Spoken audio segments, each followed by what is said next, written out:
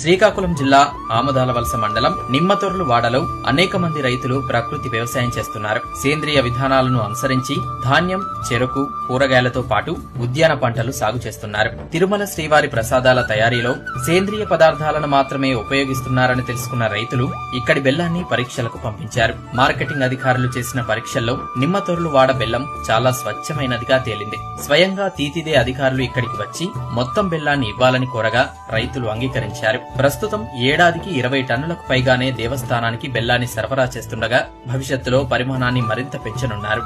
Organic బెల్లం తయారు చేయడం చాలా శ్రమతో కూడుకున్న పని.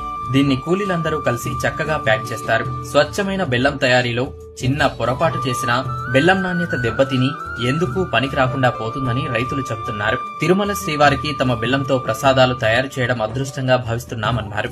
ప్రస్తుతం ఇక్కడ పండించే బెల్లానికి మార్కెట్లో చాలా డిమాండ్ ఉంది. నిమ్మతొర్లు వాడ బెల్లాన్ని తిరుమల ప్రసాదాల్లోనే కాకుండా ఆత్రేయపురం పూతరేకులు, కాకినాడ కాజా తయారీలో కూడా వాడుతున్నారు.